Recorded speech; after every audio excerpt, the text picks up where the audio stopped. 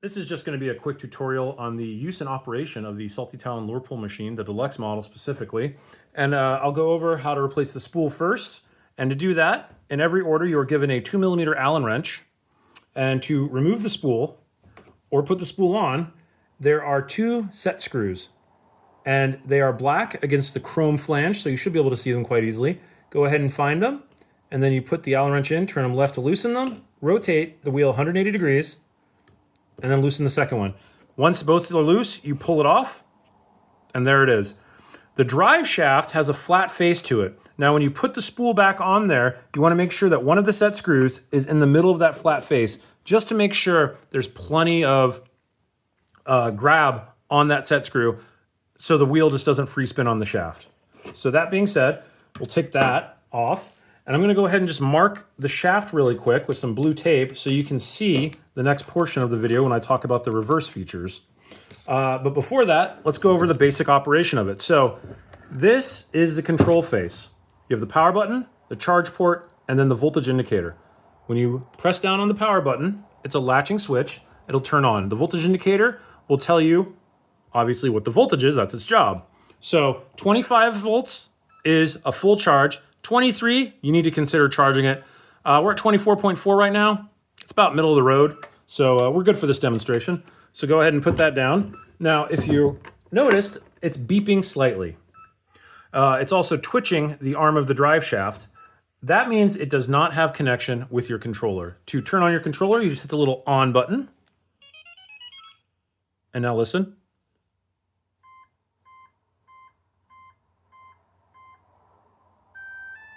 After those series of beeps and that final chirp, you're good to go. It means the controller is paired up with the box. You want to avoid pushing this directional stick in any direction while those series of beeps are going through, because you might end up accidentally reprogramming the throttle controller for the unit. But I haven't had anybody have that issue. So anyway, to use this unit, you just simply push up on the joystick and it'll rotate in the direction of left, and the spool is wound to the left, so when you're doing direct pull, all the line goes up to the left. Now, if you hit this button right here, that will put it in the other direction, and if you have your direct spool on there, it unwinds and creates a giant rat's nest. So try to avoid that. Now, if you're doing continuous loop, that's where this is important. So you push up on the joystick, ensure it's going in a specific direction you want. Back here is the autopilot engagement. So you press that button and then press the joystick up 3 times. 1, 2, 3. This is the lowest setting.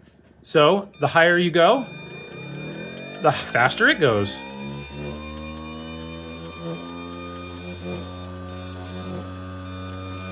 And that's as fast as it goes.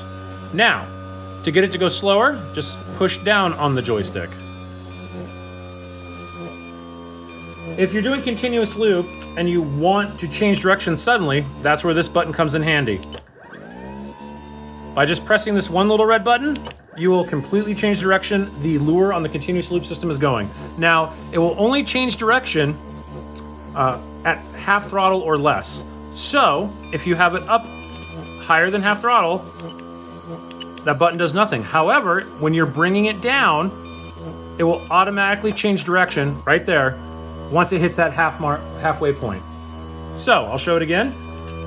Nothing happens because we're past half throttle. Bring it down 2, 1, 2, 3. And then it changes once you hit the button. I don't know why I didn't do it automatically. Anyway, turn off autopilot, hit that. If you look closely at the monitor, it will actually display the voltage of the battery inside the unit underneath the voltage of the controller. So the top voltage, 4 volts, is the controller. 24.6 is the voltage for this. In addition to those, you have your tent stake holds. Now, whenever you buy a unit, you're going to be given stakes to stake it down. So if you're doing direct pull, you want to stake it down in both the front and back.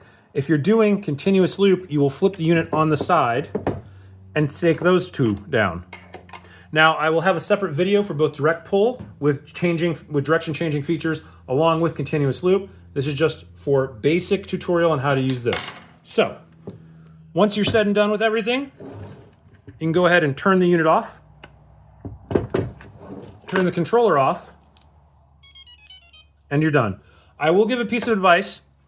If you have to reset the lure or do anything while the unit is on, make sure you turn this off, because if you bend over or tap this in any way up, it will cause the unit to move, and it has startled me many times doing that. That's it. If you have any questions, you can feel free to contact me. It's at contact@saltytalonequipment.com. Thank you very much, and have a great day.